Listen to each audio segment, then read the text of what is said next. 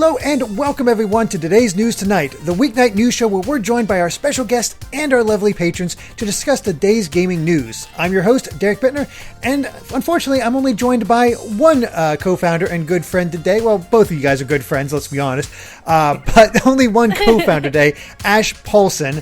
Unfortunately, Steve is out sick, but we have a very special guest in MasaeAnela. Thank you so much for being here, Masae. Thank you for having me on. I've been very excited. Mm-hmm. Yeah, we're excited to have you here. And this is my first time meeting you, so it's a pleasure. I know, and we're just feel happy like to have you I've on the met show. you before almost. Like, Have we? It's crazy because Masae's. I always see Masae at PAX East. I always see Masae at E3. And you're always there too, Ash. So I'm not sure how maybe you have met then. We all meet so many people in at passing, conventions, we right? were like, "Hello, goodbye." Maybe that's what it was then. Yeah. Then nice kind of meeting you again for the first time. Nice actually meeting you. This is like the actual shaking hands. Hello, exactly. We know each other. Shaking digital hands. Yeah. Perfect. I mean, you are always super busy at like PAX East. I feel like I barely get to see you. You guys, that whole group is just move, go. I'm like, where do you guys find the time? There's hardly a time to like breathe almost. But yeah, it's always great when I get to run into you. So I always look forward to it, and I try to always make time for the Runaway Guys show and. That's you guys, so fun. You guys sneak me in there a few times and let me to be part of the audience. That's always fun. Yay! One of these days, I still hope to get called up for one of those. You do really well, Ash. I'll cross my fingers for you. I think I would. That would be super cool.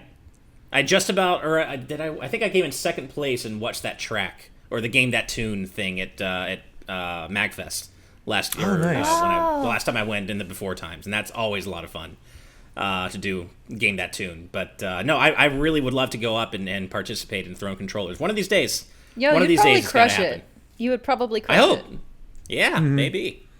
Ash is pretty good. Like Ash versus John, that'd be interesting. Ooh. Oh, that would be a lot of fun. Yeah. That would be fun. Because just so we're clear, we're talking about Cartwright, right? No, Proton John. Oh, Proton John. Okay. There's a lot of Johns out there. There's Some Call Me John. There's a Proton John. There's our own John John Cartwright. There's all kinds of that. Yeah.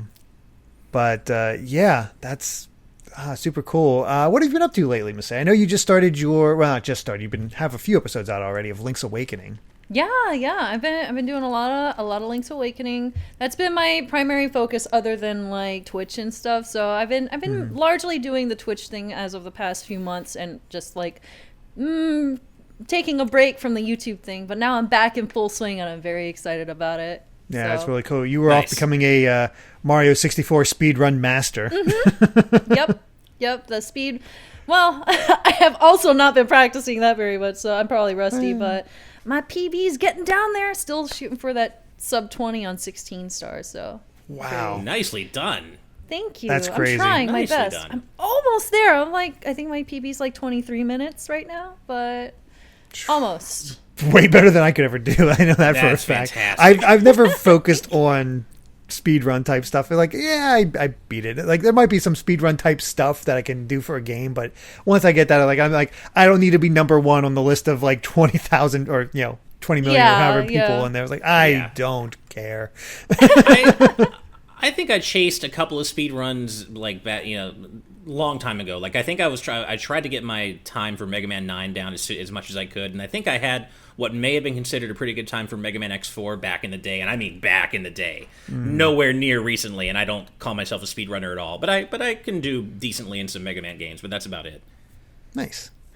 Well, before we get to So that's they can cool, be. They can be if you're not used to them. They can be. Once you get into a groove with them, and you kind of figure out how they work, they get a lot easier. But yeah, when you're first reckoning with the Mega Man gameplay style, it can get tough for sure. Yeah.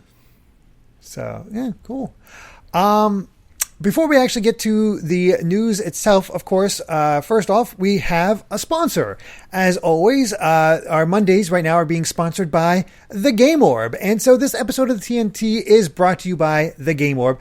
And The Game Orb is a fledgling channel that's focused mostly on Nintendo content. It's currently running Let's Plays of Unboxed Newbies Adventure, Splatoon 2, Super Mario 35, and more. And so you can subscribe to the Game Orb at the link in the description below. So let's get them. We're so close. I checked and we were at 86 subscribers. We're so close to getting them to 100 subscribers and beyond. I think we can do it while they're sponsoring us. I really want to get them above that. Let's keep pushing them higher and higher, and show them the love of the GV gang. I think that's a good thing. Raise up these smaller channels, and got to do that. What's he saying? A rising tide lifts all boats. So, exactly. Yeah, let's go for 100. Let's shoot for 200. Let's let's just get as many. Let's see how high we can get the Game Orb. Yeah, sounds really bad. Oh man, by the end of the month. Oh yes. Boy. Yeah. And also, before we mention, because again, Steve is not here due to being sick, get well soon, Steve. We have the voice of God himself back once again. Brandon chipping in whenever he feels like it. So welcome, Brandon. I have returned. Wow, it's God. Oh my God. Right? Oh, sorry. Welcome, God. Also, welcome to, I mentioned Scuff196 earlier, but also welcome to Kotar Peck and Aeon in the chat, both of whom are also names I don't recognize in our live chat. So thank you for joining us for our live show. We hope to see you back for many, many more. Yeah, welcome. All right, well, should we go ahead and get to the news topics for the week? Yeah. Let's do it. All right, let's bring up our first bit of news. And we have a double pack of Sonic news. The first of which is the voice actor drama continues, but we finally got a bit of good news. Mike Pollock is still the voice of Eggman, at least in the games, according to one of his tweets. That said, I also have seen that Tails' voice actress has left as well. So pretty much seems to be the entire cast, save Mike Pollock again, is gone. Man, yeah, that's wild. Well, we actually reported on the like departure of all Tails at and Amy's voice actresses on Friday, unfortunately.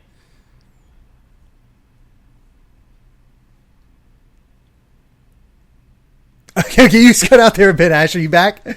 Sorry, yeah, I cut out. Yeah, that was weird. I don't know what I happened. think it was Sorry, Discord guys. because I also had a moment where it was just like, blah. Okay. Yeah. Yeah, I think it's Discord. No, I was just saying that we had previously reported on the departure of Tails and Amy's voice actresses. So it was just bad news on top of bad news. Then thankfully, though, at least Eggman, Mike Pollock, at least he's staying in the game, specifically the games. He doesn't say Eggman in general. He does say the games specifically, but that's where I'd want to see him most anyway. Or hear him most, I should say. He actually tweeted out, you know what they say, the more the merrier. You've not yet heard The Last of Me as Dr. Eggman in Sonic the Hedgehog video games. Kindly prepare your ears accordingly. If you guessed otherwise, surprise. Now, if you'll excuse me, I have to stock up on lozenges. On a personal note, I know you'll want to speculate about what happened and possible casting choices, but please bear in mind that, in real life, actors' careers are steered by auditions, callbacks, bookings, and rejections. It's a bit more complicated than choosing sides for kickball. So... there you have it. Completely fair point. I'm surprised he chose the, you know what they say, the more the merrier. That is appropriate, but I think get a load of this would have been better. Like, you can see in Sonic Adventure, he's, get a load of this. I think it's Sonic Adventure 1 that he says think it is, but it's funny how a lot of those lines come from Dean Bristow and not him. That's true. So that's not really his line. Good point. It's Eggman's line, but not Mike's specifically. Right.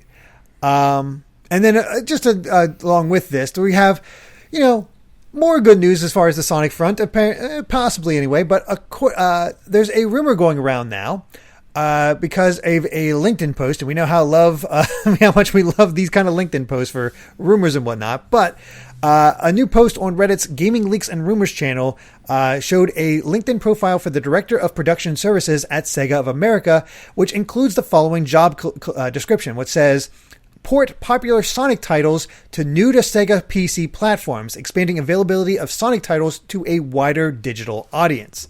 So, it kind of gives the idea that we could see more Sonic ports to PC, to Steam. So, there's a lot of Sonic games out there that have not gone to PC before. I believe Sonic Colors is the big one, it being exclusive to the Wii. Right, yeah. I think according to Aeon, I wasn't sure, double check, but Aeon kind of confirms it, Unleashed to PC, which already has kind of a vibrant modding community. So it actually being on PC would just crack that thing wide open. And you know what? I think a lot of people would love to see them port Sonic 06 to PC just to make it much easier to mod. I think that would people love to see that. Really? Oh my I think God. Sonic 06 would do pretty well on PC. I think everyone would love to see that, because just like taking a broken game and either A, making it, you know, not break, or B, breaking it worse, just sounds like right up the modding community's alley. Yeah. Right. And I can Plus, totally you see. can't. Go Plus, it shouldn't be that you limit Hedgehog and human love to consoles. You got to have that on PC as well, right? So. Oh no. That's just when I think of Sonic 2006. That's the first thing I think of, just because I still all this time later I can't believe they went there. Or they could take either Sonic and make him human. There you go, Human what's Sonic. What's the princess's name? Human They could Sonic. turn her hedgehog.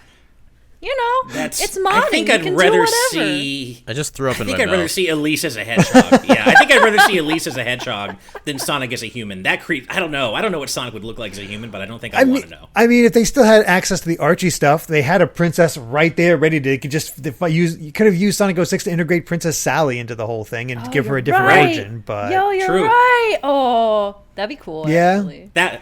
These are free ideas, Sega. These are free. You're charging you for the next slate. I have to wonder, like, if Sega fixed Sonic 06 or like remastered it for PC, would there be like a strong subset of the fan base that'd be upset that the game was fixed? I think so. Absolutely. At least on this Sonic side of things, because I know Sonic is broken. Like has that infinite jump when he turns really small and like can jump forever and really skip a lot of things. I think that would upset people to lose that. I'm not sure. I saw apparently Sonic Heroes has never been ported either, which sure, why not get them all on there? I think that's the big thing here. Kotar Peck, this is a deep cut. Kotar Peck points out that there was already Sonic Man as an NPC human who claimed to be Sonic in 06. I vaguely remember that. Oh my God. I blocked most of that experience out of my mind, but I remember a few specific things about it. That's kind of in my memory. And I'll also never forget that amazing cutscene where Shadow just kicks the shit out of Silver. Kicks him in the back of the head, yeah. I love it. It's one of my favorite moments in anything Sonic related ever, because I hate Silver. I never liked that character. Oh, okay, so some clarification. Sonic Heroes is on PC, just not recently. It was ported to PC, but just not on Steam. So there is that. But speaking of weird just characters that you people have modded, I think the Burger Man has been modded to be a playable character in Sonic Adventure, thanks to it being ported.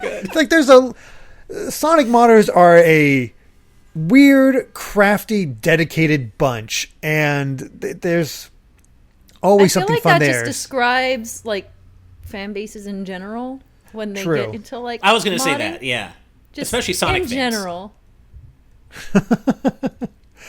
I'm all for it, honestly. Let's see what these guys come up with. Let's bring it as much there just for the modding community. Oh my God, I completely forgot about this one. And the chat says, or everyone's favorite, Shadow, head to the Wave Ocean. Agent Shadow, head to Wave Ocean. I forgot about that when they actually did a retake in the line left it in. I forgot about that. Oh man, it's all flooding back now, all the Sonic 06 memories. But we'll see the future of Sonic. Something has to happen. They planned all these like months of announcements last year. Those announcements have to still exist. Where the heck are they? That's all we need to find out. Right. Because theoretically, good stuff is coming. Maybe. Hopefully. I don't know. Hopefully. Either way, let's go ahead and move on to our next topic. We'll go ahead and bring that up.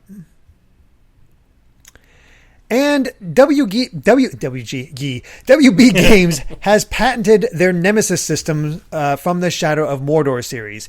And the thing is, this isn't necessarily about the Middle-earth Shadow of Mordor series itself. It's more the fact of a patent of a game idea. And they've been trying this for a while to lock this down. And they finally succeeded. They have the option to maintain the patent through 2035, providing they keep up the fees. And the patent is filed as Nemesis characters, Nemesis forts, social vendettas, and followers in computer games, which codified their thing. Basically, what it means, if you're not familiar, the Nemesis feature was basically if you killed an NPC or were killed by an NPC, it would try to change their AI. I think that's how it worked. It basically allow for a more dynamic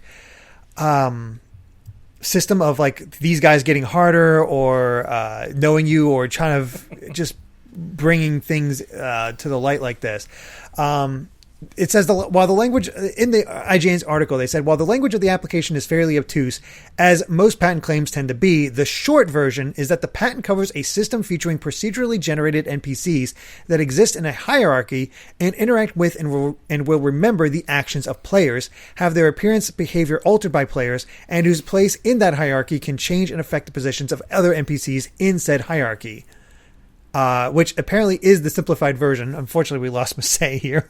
Oh, Discord! No. Discord's really just trying it today. It really is. Yeah. It's funny. So, who was it in the chat? Killamox. Killamox caught me red-handed because it's a LMAO. Ash heard the innuendo too. Derek, when you said a system for making enemies harder, I chuckled. Oh my God. Killamox totally caught it. I love it. Masay's back. Hey, Masay. Hello, yes. My internet died for like 2 seconds. Yeah, 5 seconds, 10 seconds. I love the Discord. Here we go. I'm back. Yeah, hey, we're doing it live. Exactly. Just the way it is. Did you hear that whole description of the Nemesis system, Masay? Are you familiar with it at all? It cut out like right before it, but basically, as you fought enemies and the way you fought them, they would remember your past encounters, and there'd be a hierarchy of enemies that would shift as you played through the game. It was always a very praised system that really made the Middle-earth games stand out. But now nobody can really do anything more with that. Right. Which is... Honestly, this is a big problem. It's understandable why they've done it, but it's also we haven't gotten a Middle-earth sequel in a while, or WB Games doing anything with it in a while. And as has already been brought up in the chat, this is very reminiscent of Bandai Namco patenting the small like mini game load screens they had for a while. Yeah. A lot of their games that have little mini games to keep you invested, and then they patented it, and then it died. It's patent is no longer a thing now. But I'm also kind of concerned because that sets a precedent, and like I would hate to see this becoming a more common thing of these gaming companies being like, I made this. Now no one else can, you know? Mm-hmm. When it's like ours. A one-off thing, when it's just like mini games in like one in a loading screen, like you said. If it's something simple like that, then it's like, that sucks, and I hate that. But also, again, it's the precedent of it that really has the potential to be very damaging, and that feels a little bit spooky to me. Especially considering the patents last so long. This one lasts through what, 2030 something? 2035. That That's is a insane. long time. That's a long time. We're in 2021 right now, and that's over 10 years. That's like that takes that entire system and makes it stagnate. I will be 50 when this is That's insane. released. That is ridiculous. I hate this conversation already. I know, right? I hate that this. sucks. It's a shame. I mean, I get it from a practical business perspective. I get why WB, of course, wants to patent this, right? Of course it makes sense. But from a player standpoint, from an enthusiast standpoint, I agree. This sucks because it's limiting this innovation to whatever WB specifically wants to put it in. And you know, nothing like it can be used and it can't be applied toward other ideas and other games. And so I get it, but at the same time, I kind of find it gross when ideas like this are copyrighted. Yeah, absolutely. And I feel like when it's an idea like that, it leaves the door open for like interpretation of like how far will they push in the direction of like, that's too similar, you can't do that. Because like there's definitely a lot of gray area in the fact of like it's AI based. It's like at what point does it become too much like their patent and they're going to shut a bunch of games down? It's spooky. It's spooky. Yeah, I haven't seen many other games use the Nemesis system from Middle Earth. It's not like it didn't catch on, it seems, in the same way that the Souls system is, because that'd be something if from Software decided, like, if the idea of you died, you dropped a currency at this spot and you have to go back to the spot in order to get that currency back. If they patented that idea, that would have completely shifted the whole Souls landscape for even themselves, and even like all these indies that kind of had the same idea and iterated on that and found different ways to make that work. It'd be a very different landscape. Absolutely, and that's kind of where the concern of precedent comes in, where it's just like, this is just one idea that's getting patented. If there ends up being several more from all these bunches of different companies, it becomes a minefield of figuring out what things can you do and what things can't you do. Mm-hmm. Right. Yeah, as the chats bring up examples of like what would have happened if From Software had done that. Azran saying Hollow Knight, Jared Ediger, Nier Automata, Cool Sebastian and Fantasy Thinker Fans, Shovel Knight wouldn't have been able to use that system. It's crazy. Right. There's also a lawsuit that I'm struggling to think of exactly who called it, but there was some sort of gaming lawsuit a few years back where some asshole company tried to copyright the use of a common word. That and it was, they were actually like really trying to block other. I know, and I can't. Wasn't it on the the tip Candy of my, Crush people? Was it that? Maybe. I think it was that. I think Saga? it was that. Maybe the word saga. Or? That's right. They were trying to patent Saga. Was it? Oh no, was it a king with? Was it Saga or Candy? One of the two. I can't remember. I mean, it also goes back to as the people were saying, Fine Brothers trying to patent React. Which that whole mess. That's that one. Yes, I there's remember also that one. The React one. Yes, I remember that. Which so they that stopped wasn't just because the gaming-specific, blowback was so bad. That was a mess. Oh, I haven't thought about Right. that in a hot second, but yeah, you're right. Yeah, I remember that. And I didn't know this, but apparently Edge Games tried to sue everybody for using the term Edge in anything. I don't even know who Edge Games is, but I guess they tried to sue EA for publishing Mirror's Edge. Yeah. Which, I mean, yeah, come on. So stuff like that. I mean, I don't know specifically which lawsuit I was thinking of, but whenever you try to, trademark an idea or something, the use of something fairly common, it's so gross. Yeah, absolutely. Oh, wow. Just as more examples, Odddoodle mentioned Sega thought they owned the patent for the Crazy Taxi Arrow and went against the Simpsons Road Rage because of that. Oh, my God. And then Eduardo Tena, Sega and Sony had to come up with different D-pad ideas after Nintendo patented theirs. So I remember that. There's Yeah. also the ABXY thing, the specific layout of positioning of the buttons. Mm-hmm. That's why Xbox and PlayStation went with different fucking things. Yeah, it's unreal. I think it really gives a idea of how harmful they can be, because you look at this like, oh, it's whatever, it's just this one system, but it has this butterfly effect on ideas and innovations. And maybe sometimes there's like limiting ideas, you got to find a ways around it, but there's also iteration and making it better. And who knows if we're going to see it. Like, hopefully Warner Brothers has an idea for their Nemesis system, and not just like, this is mine, I will claim it. So it's just crazy stuff. But the funny thing is... Okay. Go ahead. No, go ahead. I was going to move on to the next topic, okay. so stick to it. Kairudo asks, didn't Apple try to parent their name even though it's a fruit? And I don't know the answer to that question, but that I is haven't the heard most that one. Apple... It sounds like it. That's something... hilarious. That sounds like some shit they try to pull, because that is like the most Apple thing imagiable. Actually, I don't know the if they word actually did Apple that, is though. proprietary. Yeah. Oh, God. Now, Arkwing mentioning... Excuse me while I bake a rounded fruit pie. I've seen your pies. You better share that. I totally would. I totally would. I'm going to get it now I'm getting perfect, hungry. and then I'll spread it around. I love it. Nice. Please do. Arkwing mentioning one last time before we move on, Immortals Phoenix Rising had to change their from their original name Gods and Monsters because of Monster Energy drink of all things. Really? absurd. Oh, wow. That is It absurd. really is. Eduardo Tena makes a great point. I mean, Disney tried to patent Day of the Dead. No. Right, because of Oh my Coco. God. Yeah, right. Which is just man. Oh, that's Corporations are gross. That's super Yeah. gross. Yep. That is Yeah. really gross.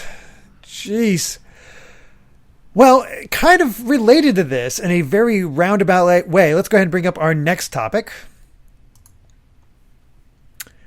So, Forest of Illusion, who is a Twitter account that basically works on preserving Nintendo history, is made by two different people in there, Togemet and Mario Nova 64, was doing a series of tweets where Pico Interactive was being labeled as the worst kind of scum, destroying video game preservation with every IP they get their hands onto, and ultimately never releasing. They would get the IP and never actually releasing anything. And then they would send legal threats to those who dump and release prototype ROMs of the games they claim to have bought the rights to. And Forest of Illusion responded to this. This was Simon Time that had done this original tweet on February 6th. Said, "My feeling when I release a prototype that's over 2 decades old and the current right owners tell me to remove it and want to sue me." And they put as an example, they had to pull the Glover N64 prototype. And he said, "Gotta love companies who take dead IPs and then only release chopped up and edited protos." However, they then spoke to the developer of Pico Interactive's project, and it's not the same ROM that they wanted to release. There are differences because they're apparently doing a Switch port of Glover. That is so random. That's wild. Yeah. Like, That's wild. sure. Yeah. I actually never played this game, but I heard really good things about it. I played a bit of it when I was younger. I remember I loved Glover, and I was really sad that they never really went anywhere with it. So hearing that there's a Switch port coming of it feels really out of the blue because it's been decades. It has been so long since anything has come out of Glover, and suddenly it's like, haha, the Switch exists. Right. So I'm Apparently kind this is- of pumped about this. Well, it has apparently a lot of people loyal are. cult fan base because our chat is going nuts for this. Yeah, I was just thinking, our chat is exploding with all caps. Switch Glover. Oh my God, Glover. Oh God. Love I'm the so glove into and all Glover. that. Yeah.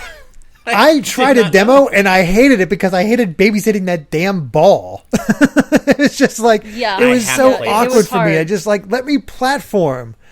I told Roger I have- that I loved Glover, and then he threatened to fire me. Nice. I wonder if they would do the N64 version or the PS1 version because there's very slight differences, mainly in the opening cutscene and how they actually have it. Oh yeah, you're right. I've only Considering seen it's Nintendo, probably the N64 version. that's true. It's the best version of the game of the three.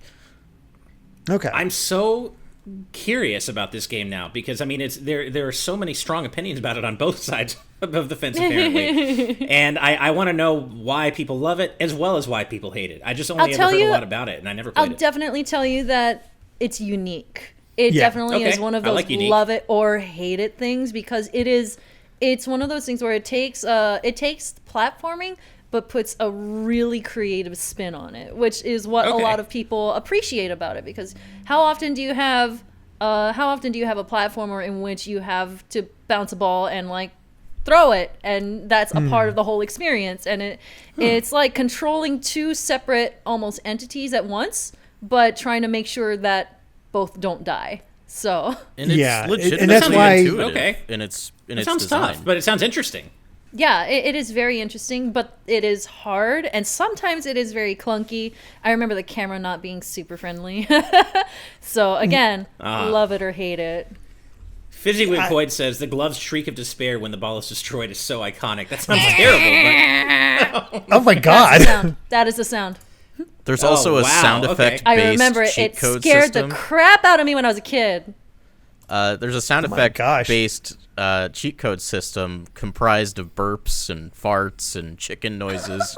It's Perfect. quite an experience. I gotta play. I might have to stream this game when it comes out on Switch, assuming Do that's it. actually happening, which it seems like it is. So Absolutely hopefully do it it. doesn't ruin what made the N64 version so weird, though. Hopefully it doesn't try to make it too streamlined and not weird. Although it doesn't sound as though you could make this Well- concept anything. Wasn't but there weird, also a so. prototype of Glover 2 that never actually released, and like it was pretty far along? Like if that does well, they could almost release the sequel, that canceled sequel, I and believe that would to be. say that it did was exist. released by fans, wasn't it? I think it's Oh, out was in it? the wild. Oh wow, I want They to should say call it it is. another Glover. another Glover. Yeah.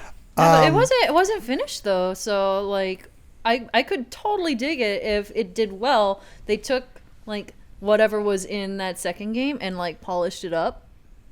Either polish it up or take those concepts and do something new with it. I don't know, but I think Glover deserves another chance. All right. I would try it again, but I know it has that whole love surrounding it. But it's basically a long escort mission, and that's where I get a little unsure about that sort of thing. Real quick though, we got breaking news. Thank you for letting me know about this in the chat, by the way.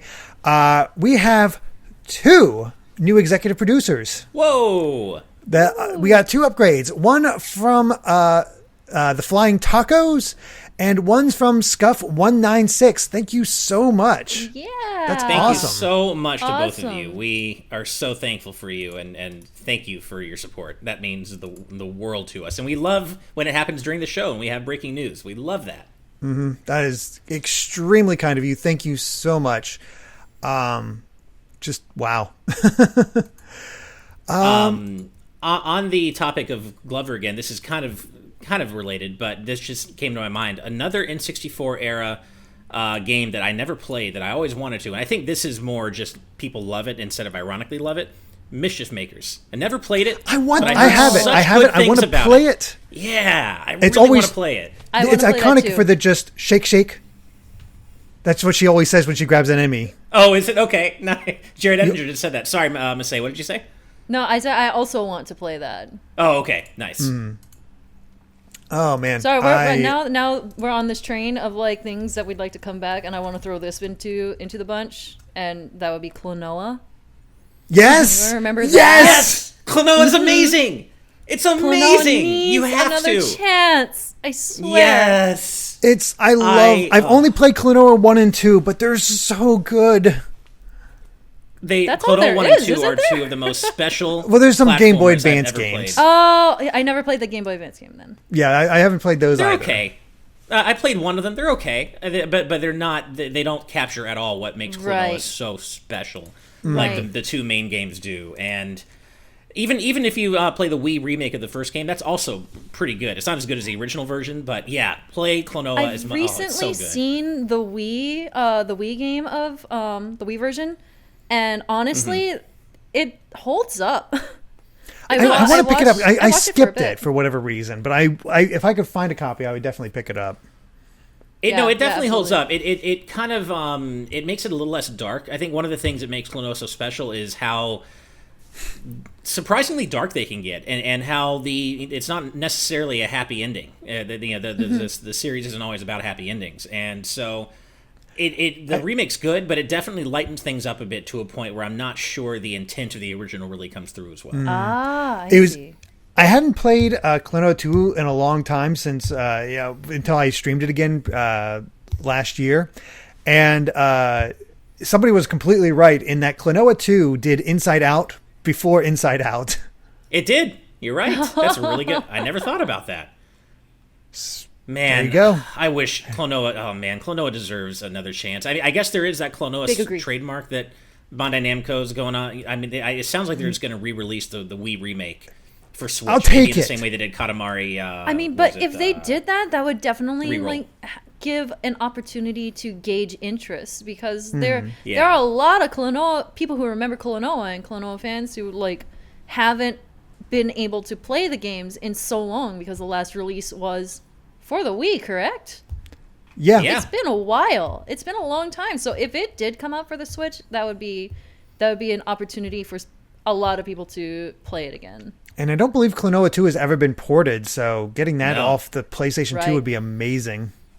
I was lucky enough to work on a Klonoa webcomic as part of the Shifty Look project when I worked for Bandai Namco and Shifty Look, and that was Cool. by far all the shifty look properties that that we basically we took old Bandai Namco properties and we worked them into new media projects. The Klonoa webcomic, the loss of that, was the one that by far the most people talked about. It was a really good webcomic. And yeah, and it never ended because Shifty Look ended, and we never got to actually properly end it. And Dang. Oh man, I just That love sucks. this world and this character so much. Not that it'll ever happen, but if Klonoa were to ever get into Smash, you would hear me screaming. It doesn't matter where in the world. I want you him live, in Smash. You would hear me It'd be awesome. screaming out of my mind, excited if that ever happened. And just hear it in the background and just like, oh, there's Ash. Yep. Oh, no matter where, I would. Oh man, I'd be so hyped. Oh, goodness. Well, let's go ahead and move on to our next news topic because we've gotten far away from Glover at this point. Sorry. That's all right. No, that's all right. It's cool to know that you're also a Mischief Maker and Klonoa fan. That's awesome to find out. Any excuse to talk about Klonoa, I will take. Doesn't matter. Yeah. Yeah. And as Rob Armanek says, we need an Ape Escape trilogy like we got for Crash and Spyro. I will put that out there real quick. Oh, Anyway. yeah. Let's go ahead and bring up our next news topic. This is wild. Yeah, so some people have noticed that Super Nintendo World seems to have taken a reference to one of their designs from a mod. So the designers used art from a mod called Newer Super Mario Brothers as a reference for their cacti. They have a somewhat distinct shape and were made specifically for Newer and show up when you Google New Super Mario Brothers Wii Cactus. So if you look up New Super Mario Brothers Wii Cactus on Google Images, you'll get several results for Newer's desert levels, and I assume that's where this mistake must have come from. This person didn't actually work on Newer, but he is currently on the Newer team making the remastered version. And one of the artists noticed, and we told some of the original developers, and they seemed to agree that it was definitely Newer's cacti. That's and so great. That's hilarious. They're not trying to make a big deal out of it. It's just something that, cool that they noticed and they wanted to point out. But of course, this is the internet, and that is funny that they just they took It's they a were good like, oh design, yeah, though. that's Nintendo Cactus. It fits so well that It does. literally fooled the people in charge of designing all of these things. Good job. That's right. And what's funny is I actually played this mod and I recognize that cactus. It absolutely is from that game or from that mod. And I mean, not flower's in that the I need right to confirm spot. it because clearly Twitter already did. But yeah, I played this, and anyone who likes Mario mods, play this game. It's actually really good. What do they change for it? Yeah. It's basically just it's like almost like a level pack for New Super Mario Brothers Wii, but it's just it has its own overworld. It's like a Super Mario World style expanding overworld, completely that's original cool. levels. Yeah, it's a full actually conversion really mod. good. Yeah. This story kind of reminds me of, I don't remember exactly the context, but I remember very recently Nintendo used a fan render of Mario for one of their websites. I remember that happened fairly recently, so I find it kind of funny that this is happening again so soon. The funny thing is, they had years to realize this mistake because I know. it's Super Nintendo World. These aren't, these aren't something that just takes a few days to get out there or a quick render. Like, oh, we'll just grab this render and put it up. It's like, no, they had to look at this a few times. And the funny thing is, I have to assume Nintendo had to approve all of it. So even Nintendo looked at that and said, yeah, that's ours. Yeah, Which, credit to the design team in that case. My God. Yep. Right? Yeah, and funny story, and of course, this is another Mega Mention, just going to prepare you for that now, but this actually happened with Mega Man 2. Or not Mega Man 2, Mega Man as well. Back before Mega Man 10 was a thing, some people may remember that Capcom used to send out fan letter emails, right? And before Mega Man 10 was official, there was already a fan game called Mega Man 10 in development. And that fan game would eventually be turned into Mega Man Unlimited because Capcom made Mega Man 10.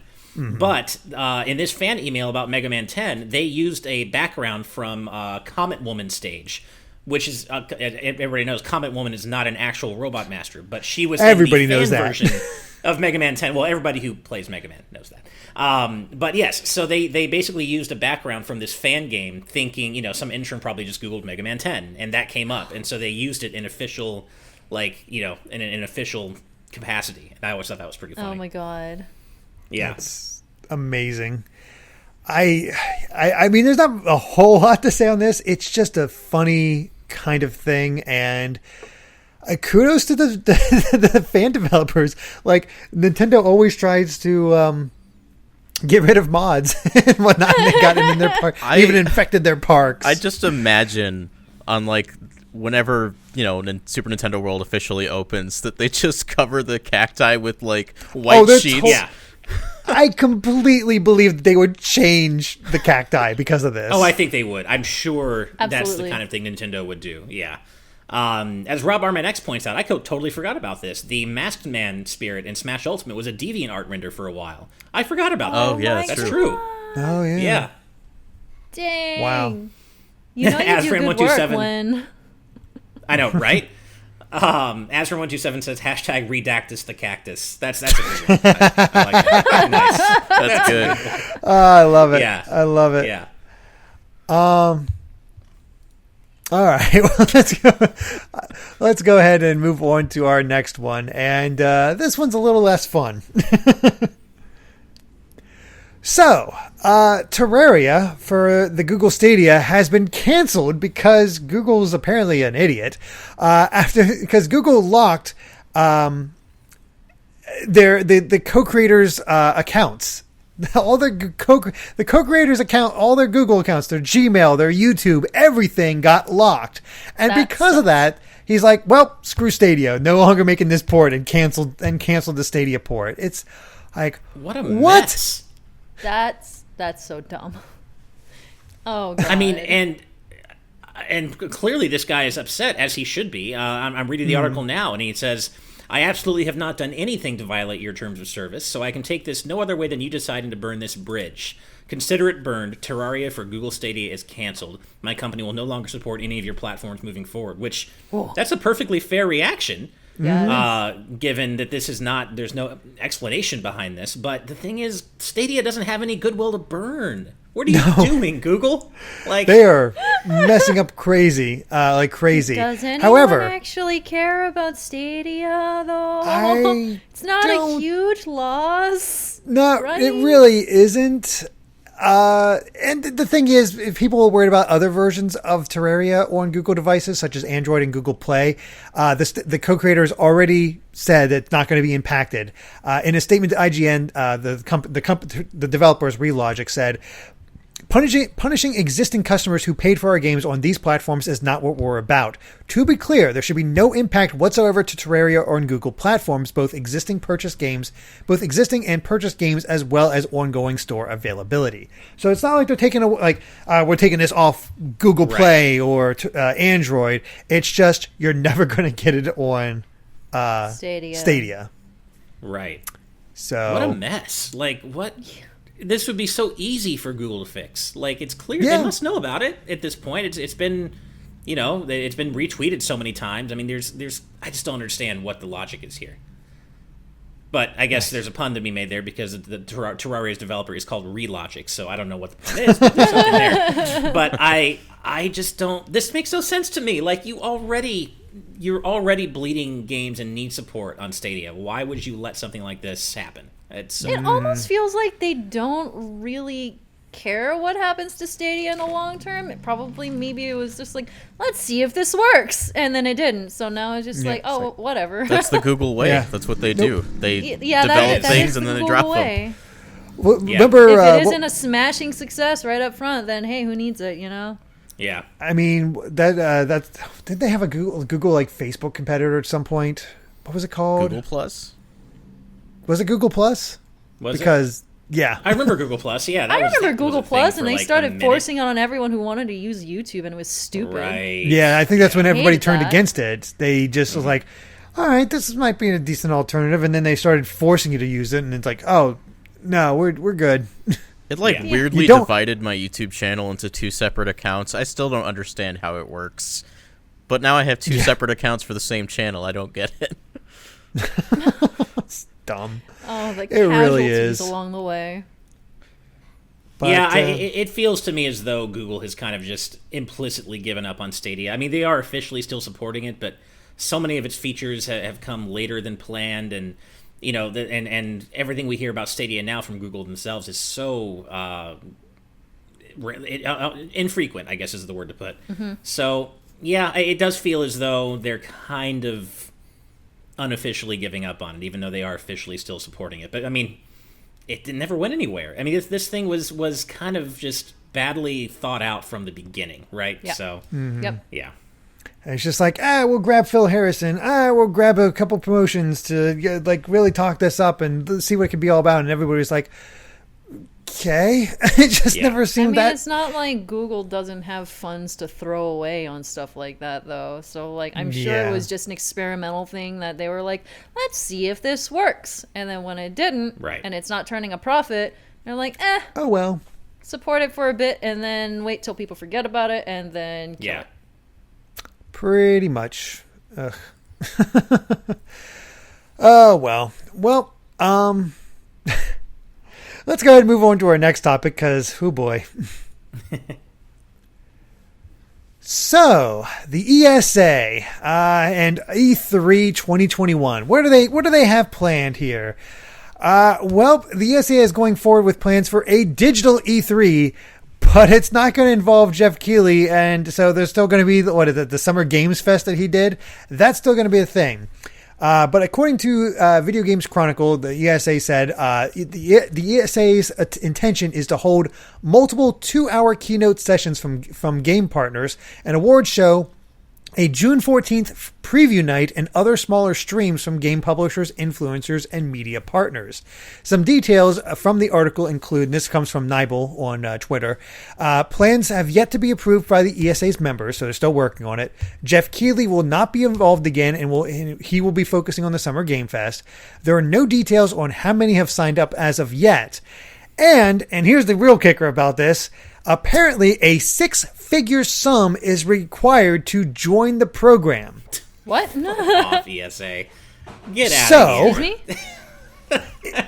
This is the stupidest thing I've ever heard. Dumb. That 6-figure sum is really dumb. Yeah, I mean, it's not as though the ESA really has a lot of goodwill left after they doxed everybody. I mean, what? And I don't think anybody's really even like. I mean, I know people miss E3, and E3 is important in its own way, but everything about this sounds dull and dreary and absolutely not what people are looking for compared to something like Geoff Keighley's Summer Games Fest. Like, and you have to pay, maybe you have to pay a 6-figure sum to join it. I'm so over the ESA right now. Ever since they doxed us, I have no love for them whatsoever anymore. Yeah, I mean, it's like, okay, there's something here, and then I saw that, like, they have to pay, and like, well, so much for the smaller developers, and also, I look at this, it's like, does Nintendo need this? Does Sony need this? Does Microsoft need this? Like, what, I mean, Sony already stepped away from E3 2019, so do they, like, they could just host their own thing and get just as many views. E3 brings nothing to this. The ESA brings nothing to this. It is just kind of a waste of time, which, hey, guess what? The Summer Games Fest was kind of a waste of time from what I could tell. I don't remember like much being talked about with that as well. It's just sort of like... I think just sort of, the issue with Summer Games Fest is it was over the course of like 4 months, rather than like a nice condensed show. But I saw Geoff on Twitter earlier today saying that Summer Games Fest this year will be less than 1 month, so it might be better this time around. Maybe. It's still just like, unfortunately, these things do not work on streams as much outside of the direct format. Yeah, it's true. I mean, I don't, I guess, envy the position that the ESA is in because they have to figure out a way forward the era of COVID. But at the same time, I don't feel that bad because people like, MagFest is in the same place, so is PAX, so is Comic-Con, so many other shows. And everyone's in the same boat in that sense, but they have like how much money? You'd figure they'd be able to plan it out a little bit better than they do with funding and stuff. So question mark? I don't know. Yeah. Yeah, I know I should, given that we exist and work in the gaming space and the game industry, I know I should care more about what happens to the ESA, but I really don't. No.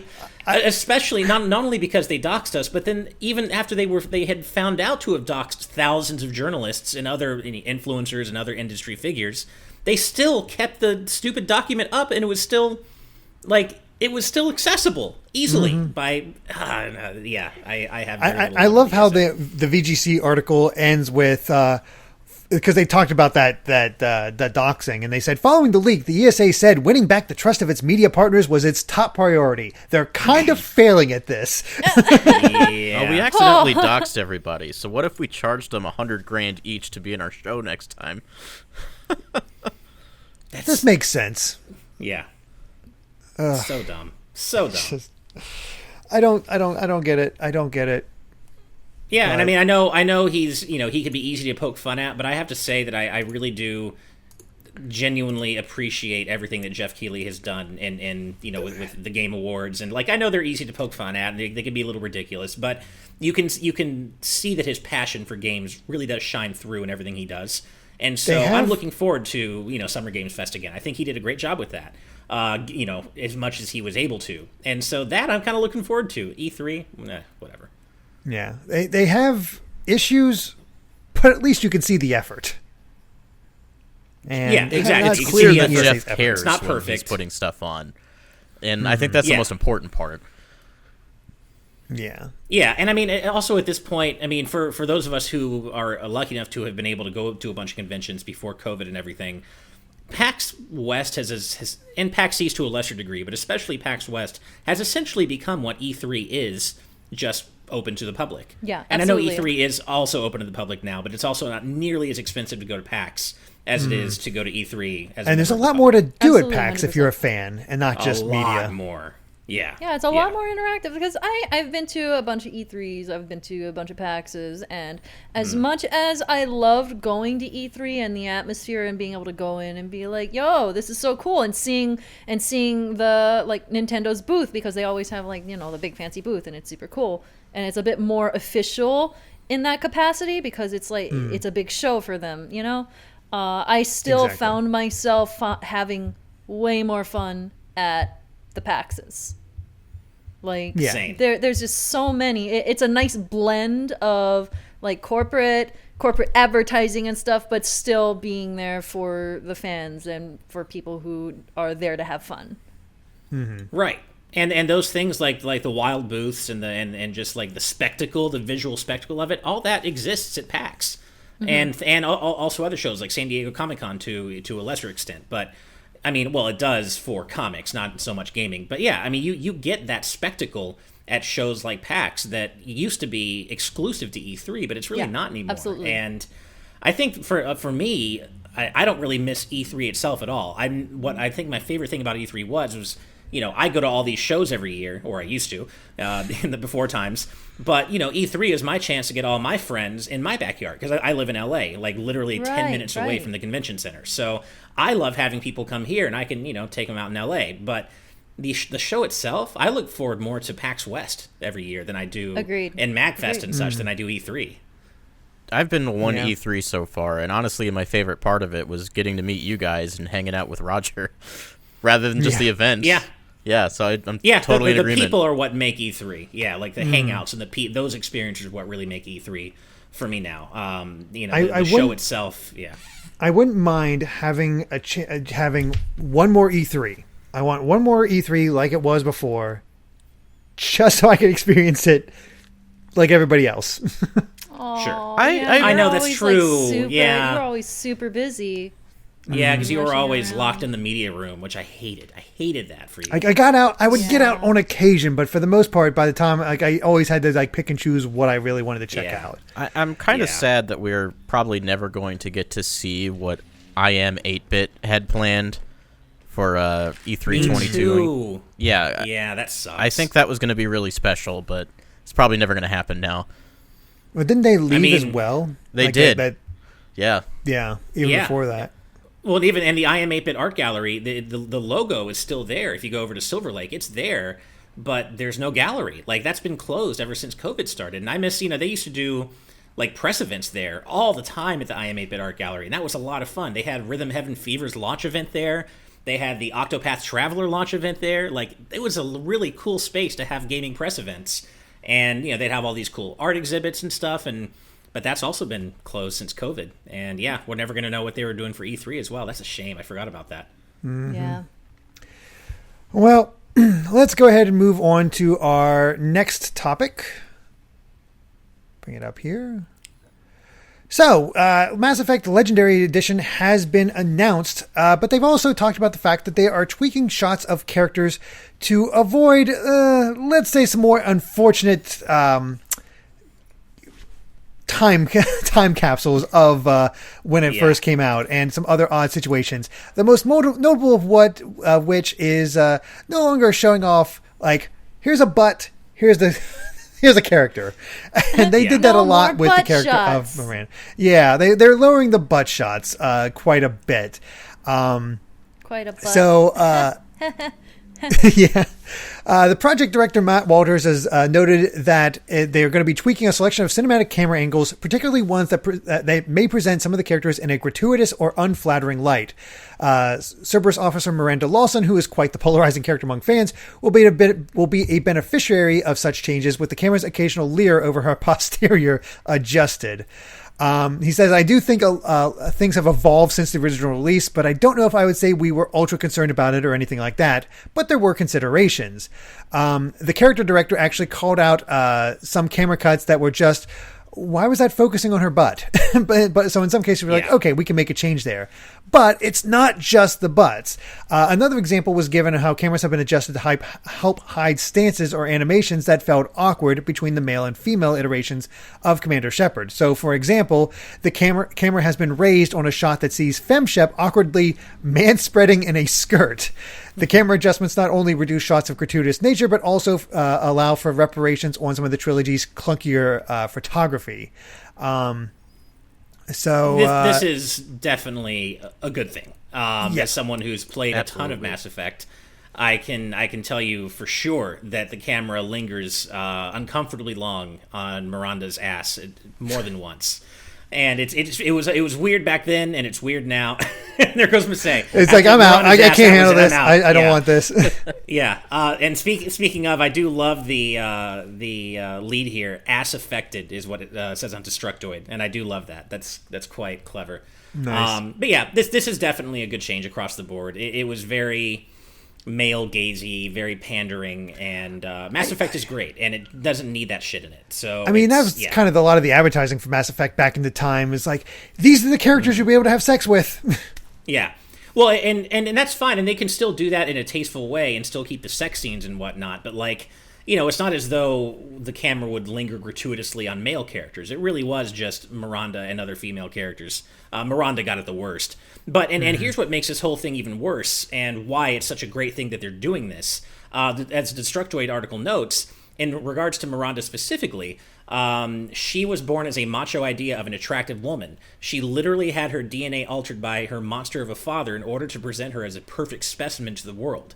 So that makes it even more awkward for the game to leer over her literally lab-crafted body, which is a source of trauma for her. It's really messed up. Hey. Yikes. So, all that is to say, what'd you say, they're making it better. Yeah, go ahead. Oh, okay. Did we lose you again? Oh, okay. I'm not sure. Can you hear us, Masae? Yeah. Okay. I was just thinking if you had any... Have you played Mass Effect? I have not played a single thing of Mass Effect. Okay. Gotcha. But you should. It's quite good. And it's going to be without this stuff. Yeah, no, I highly recommend this might be the best time to play it. Yeah, exactly. I think I will check it out upon this getting released. So it sounds like they're making some good improvements too. So I'm down. Yeah. Mm-hmm. Of course, though. Of course. Gamers are mad.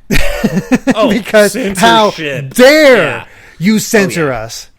Yeah. We demand the fan service we are denied. It's not censorship when these camera angles were not being used for any kind of artistic reason, right? Yeah. But exactly. But ass, Brandon, that's the artistic reason. Right? The only ass Or I feel like something? looking at in video games is Snakes in Smash Brothers. Fair enough. That's a fact. Fair enough. He does have the best ass in gaming, for sure. Or at least he did until Sakurai nerfed his ass in Ultimate. See, Literally. that Didn't people that's complain about that too? censorship. That is censorship. That's real censorship. Sorry, Masay, what did you say? I said, didn't people complain about that too? Like they measured did. his butt, and then they were like, did. "Wait, it's a little bit smaller now." Yeah. I mean, that Snake just no reminds longer me has of his bubble butt. Avengers Endgame is like, that's America's ass. It's like, that's gamer's ass. That's gaming's ass. Yeah, thanks. Yeah. Yeah, but no, of course people are crying censorship over this, and it's just, this is not censorship. It's just, this never served an artistic purpose in the first place. They're polygons, man. What are you so freaked? They're polygons made to look like a character's ass. Just go out in the real world and meet people. I don't understand this. I don't understand. Maybe it's not so good these people meet people. Maybe not. Yeah, that's true. If they're that concerned about, yeah, good point. Yeah. Oh my god. Yeah. Oh, boy. It's just good on BioWare. I like this. This is a good change. Especially because it yeah. also works on other things. It just sort of helps more of a directive vision and Right. keeps it all together. But yeah, that's good on you, BioWare. But Yes, let's yes, go ahead and indeed. move on to our final topic of the night. And Square Enix had a massive, apparently a really long presentation on Final Fantasy XIV and its next expansion, including a announcement of a PlayStation 5 version taking advantage of all this. It's going to have an open beta, I believe, in May. I think that's what it said. And the next expansion is called Endwalker, where apparently we're going to the moon. I am still trying to catch up with Final Fantasy XIV. Apparently it just keeps getting better and better, but they have announced other things. There's a new 8-person raid known as Pandemonium that's debuting in Endwalker. There's going to be 2 new classes, a healer class that they've already announced called the Sage, and a melee DPS class that's set to debut in May. There's a new feature called Island Sanctuary that was announced for the expansion, which offers basically a way to do a Stardew Valley, have a farm, raise things in the game. That's cute. Yeah. Apparently, they're also getting rid of belts, which I heard a lot of people, like I follow a lot of I just ended up following a lot of Final Fantasy XIV fans on Twitter, and I saw everybody talking about, like, they're removing belts from the game. Okay. But there's also going to be a new mount, the Lunar Whale, which is a 8-person mount. So I think it also direct FF4 reference. Yeah, and I believe it also plays the music from Final Fantasy IV, and you ride on it. Oh, that's so. Sweet. That's really awesome. cool. Yeah, the first thing I thought, like when you said they're going to the moon, I hadn't heard that. I'm like, okay, well that is absolutely right for FF4 and potentially FF8 fan service, given the moon existence and right. Thing. So yeah. With this, as Angel Martinez says, Endwalker is just the end of this story arc, but it will continue after that. Brandon, I believe you're caught up on this one. Does this arc begin with A Realm Reborn and it's ending off that, or is it finishing off some other arc that started with a later expansion? Oh no, I've only played through A Realm Reborn, so Masay is actually further along than I am. Yeah, okay. I'm sorry, Masay. It's been a hot minute. I played through Heaven's Sword, so I'm not caught up either. Like it's been a while, but I'm also unsure. From what I understand from A Realm Reborn through Shadowbringers, it was all the same story.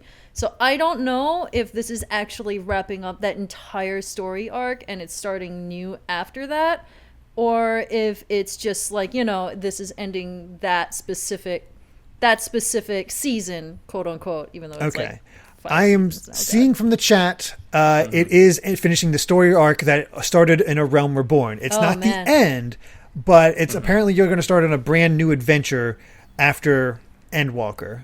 I have heard this is the end of the Hydaelyn and Zodiark saga, apparently. I've heard from plenty of people, a lot of my close friends, that Final Fantasy XIV has quite possibly the best stories ever told in Final Fantasy.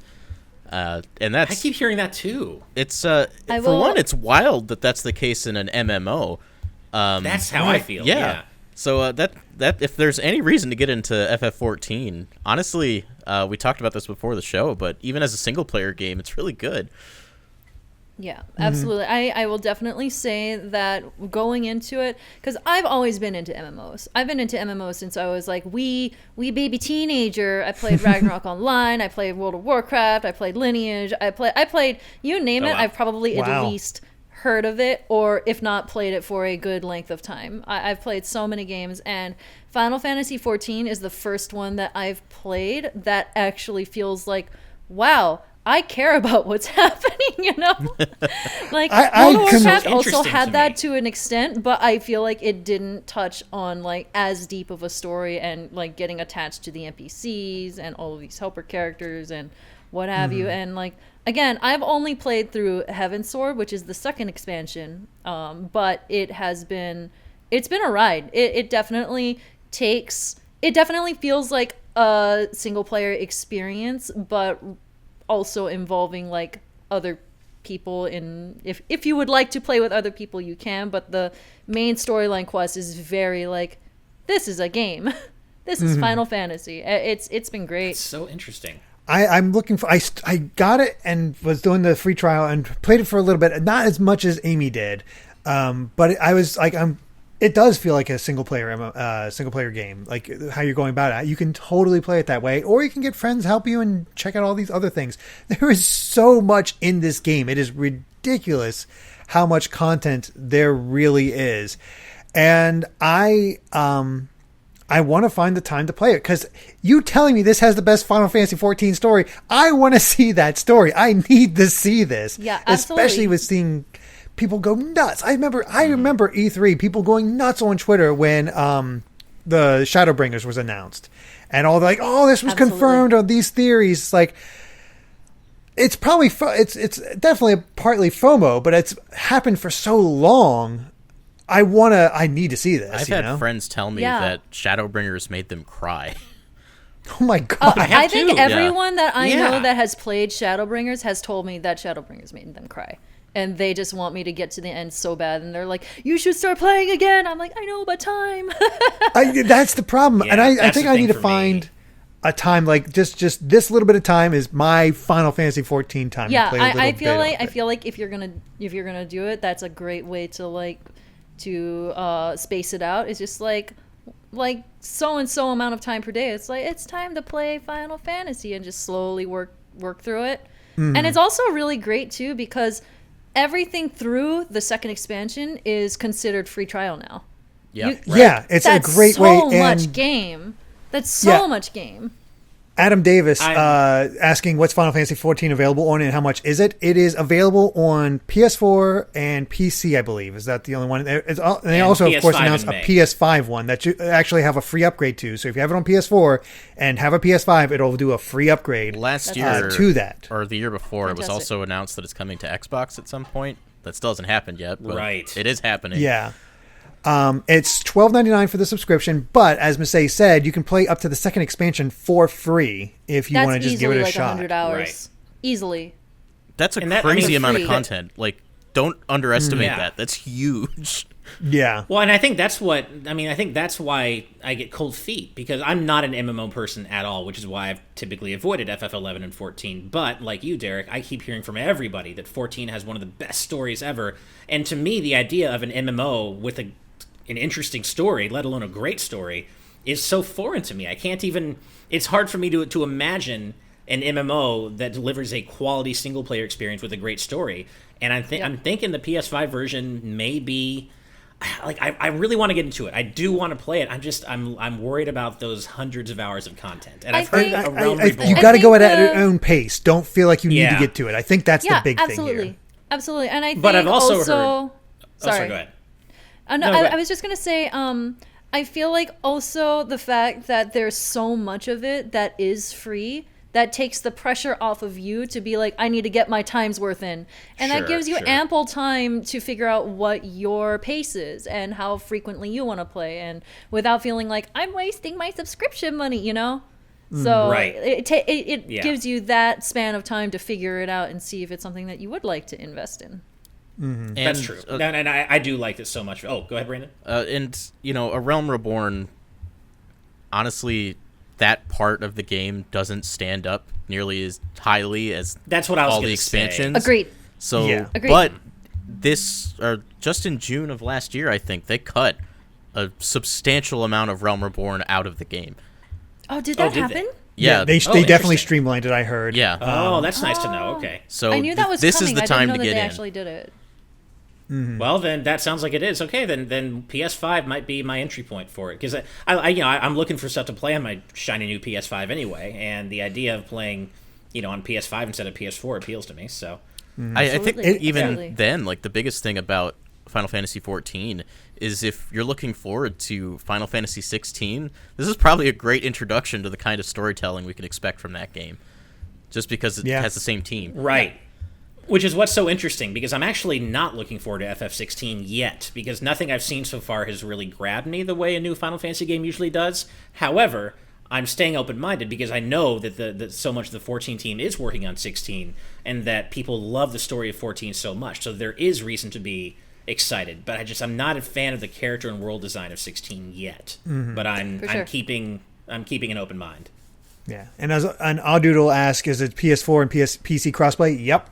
Total crossplay. It's all the same servers on every platform. Everything in there. Yep. I will say, if there's one thing that I'm concerned about, is the server load when this new expansion drops. Oh boy! Because I remember I started playing like consistently for a little bit around the time that Shadowbringers dropped. Like right in that span of time, and the servers were struggling. I had a hard time getting in, and just Everybody wants to see that story. Exactly. It was constantly full, and then you have a queue going into the server. I'm like, oh, this is great. So I really hope that they're going to be never prepped start when a for it. patch drops. No, that seems like a bad idea. Yeah. Again, I just to reiterate this whole thing, it's crazy how much this game has turned around, because in college I picked up Final Fantasy XI. I hated Final Fantasy XI. Granted, I got it when it came out, so I don't know if it got better later on, but I know you had to have a party for that game, and if you died, you lost experience. I would lose levels. I'd get a level, then die, and then lose a level. No, it was so hard. Terrible. It was so hard to figure out where I needed to go to. Quests weren't marked properly or anything like that.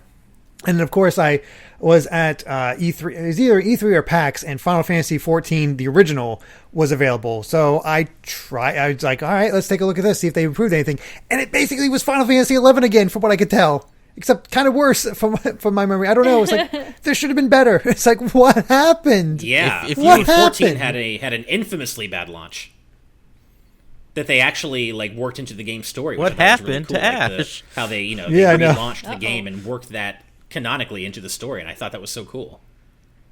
Yeah, I love that. It's I so love cool. that. Mm-hmm. If you want, I remember. Okay. Go ahead, Masae. I remember. I went to. I think it's called A Distant Worlds, the symphony that Final Fantasy was doing for a while. Mm-hmm. And that was right before the second version of Final Fantasy XIV was getting launched. And I remember one of the developers, I don't remember who it was, but they came out on stage for this show, and they announced the new Final Fantasy XIV at that show. And they followed up with, "We promise it's good this time." I distinctly remember that. Yeah. Yeah. I know they had a lot of apologies at the time and just all that. And to give it credit, even though I haven't had time to play it, if I had time to play it, I would be definitely playing it a lot more. Because I did try WoW back in the day and enjoyed it, but didn't really stick with it. It didn't grab me in the same way. Final Fantasy XIV is like, I want to play more. Yeah. It's gorgeous. I played WoW, and it did grab me super hard, and I was like, I'm all in. I was on that WoW wave. But I think 14, in the sense of quality and the kinds of experiences that it brings, it definitely grabs me even more. It's so good. It's so good. If you haven't tried Final Fantasy XIV, or you don't know the history of the original 1.0 going into Realm Reborn, No Clip on YouTube has a fantastic documentary on just the entire history of that development. It's really interesting. I highly recommend watching it. In addition to that, there's also a series on Netflix. I don't know if it's still on Netflix. Final Fantasy XIV: Dad of Light. Oh, I've heard of that. I've heard of this. It's based on a true story of a man who reconnects with his father by secretly playing Final Fantasy XIV with him. It's cute. It's great. I'd recommend watching that too. Oh, that's cool. I remember when that was first announced and people were making fun of it because some of the translations were like "Daddy of Light," and it just sounded so out of context. It sounded so dumb and weird. But yes, I know of that, and I've heard it's quite good. That kind of side story. Another thing about FF14, I've heard a lot of FF14 music out of context, and of course, being Final Fantasy music, it's awesome. But I want to hear it in game. I want to experience this whole soundtrack, because what I've heard of FF14's soundtrack is immensely great. I also know they have a bunch of like special, I think, raids where you take. I don't know if it has story context or whatnot, but I know they've had raids where like they recreate the final boss of Final Fantasy VI. That's so cool. There's also I've heard of those. I never got to that point. There's also some Nier content. And the Nier content is canon to the Nier storyline. Right, I forgot about that. It is, crazy. Isn't it? Yeah, okay. There's Monster Hunter content, too. Yes. Yeah, and they had Yokai Watch content for a while. Right. I believe they also had a remix of Dancing Mad for that fight, Ash. That might be something you might want to look up. Cool. I assume that content isn't canon to FF6 though, right? It's just got to be. I don't think it's canon to that. I think it's just sort of its own thing. This is a Final Fantasy fans' Final Fantasy. Like, it goes there for all the references and stuff. As that's Rob Armanek says, Gilgamesh is there. You got to have Gilgamesh. And you fight him on a bridge? Okay. Between this and now you've been talking about Kefka. Oh, man. Maybe PS5 might be my entry point into this game. Maybe we'll all play it together going forward.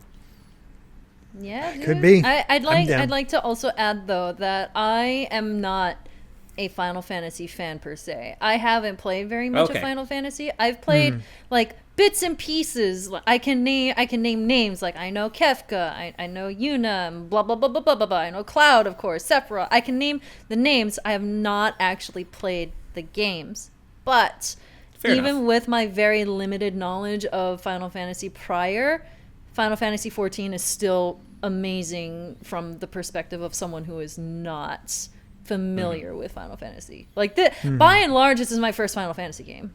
This is the only one I've really sunk a decent amount of time into. But I'd be curious to hear your thoughts then, since you're kind of going about it the reverse way. This is a Final Fantasy fan's Final Fantasy, but you're not a fan, but this is the first one you've played. So I'd be curious to hear your thoughts if you ever do play games like FF7 or 6 or 10 or whatever. It has gotten me interested. It actually I had a feeling it would do that. Yeah, absolutely, because I recognize the names and I'll be like, oh, I know that's a reference, but I don't know what the context is. But I'm also just like, oh, now I want to know. Like, I got to the fight with Gilgamesh on the bridge, and I'm like, oh, I know this, but I don't know it in the context of the original game. I'm like, I'd love to actually find Gilgamesh out is one of these so things. unique amongst Final Fantasy, because it took me a while to realize it was the same Gilgamesh each time, because I didn't play a lot of Final Fantasy V, and all of a sudden he shows up on the other. I remember when he first showed up in Final Fantasy VIII, I was like, who's this dude? Nice. Arkwing also says they recently remixed the Extreme from FF8 and it was so good. Okay, I'm going to YouTube and listening to that as soon as this is over, because the Extreme, the original version of the Extreme, is one of my favorite final boss themes ever. So I got to hear that. And another thing, like with the fact that this is an MMO, you might typically associate that with a more toxic community.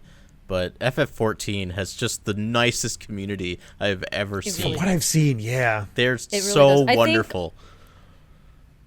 I think it kind of varies on server. I think some servers are a little bit more welcoming than others, from what I have heard. Sure. Specifically, but yeah, by and large, compared to a lot of other MMOs, and again, I've played so many MMOs. I've played so many of them, and like this is definitely the best community that I've seen in an online game. I know Amy ran into a completely random player who was like, hey, you want to go visit these other places so you can open up with your fast travel? Sure. And they just took him around. Wholesome. Took her around on a little tour. And she loved it because, like, being able to see things from above and actually fly, like, made her even more excited to see all of this all these areas. So, oh, that's cool. Absolutely. I want to get back into it. I want to have a chance to play with her and all you guys. It'd be just a lot of fun. But I suppose we should probably wrap this up because I think we've been talking about 14 for like 15 minutes, despite none of us actually being ready to even take on this content. Right. So, yeah. I think that we've covered all the major headlines from today's news. Before we sign off, Masae, where can everybody find you at? Hi, yeah, I'm on Twitter, I'm on YouTube, I'm on Twitch as MasaeAnela. It's, I have a lot of fun. I do nerdy things, do some speed running, playing games. I'm playing Bug Fables soon, so I'm excited for that on Twitch. I've not tried so many good things. I've heard so many good things, so I'm very, very excited to get started with that. But yeah, I do the nerdy things around the internet, so it's fun times. Good vibes all around, right? Absolutely. I mean, you are the embodiment of good vibes, Masae. You are always have great stuff. I enjoy it all. Thank you. Yeah, you're just you want to talk about some of the sweetest people out there, right there. We got Masae.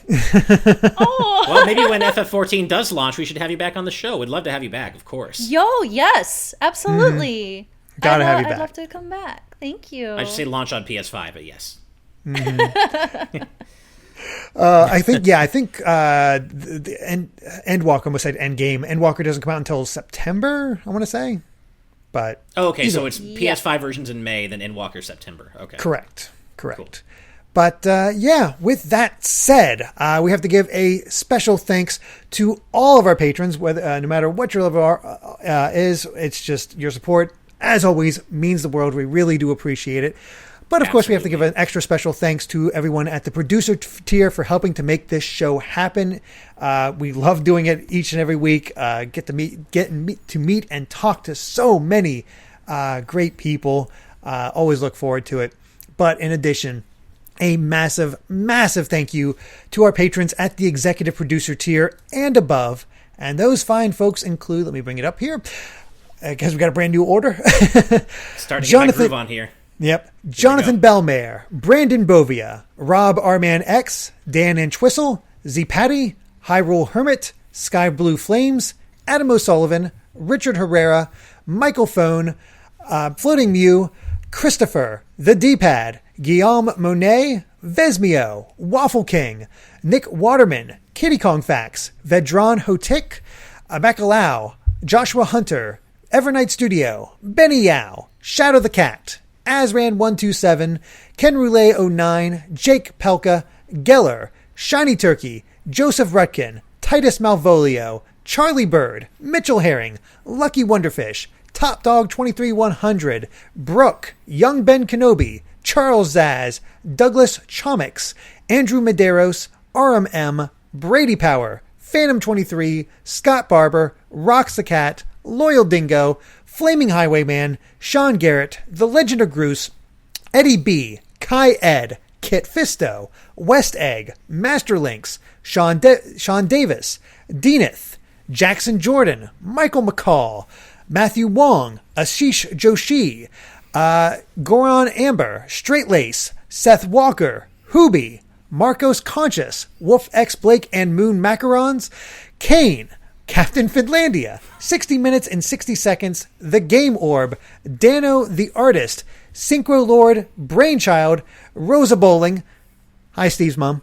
Hi, Steve's mom.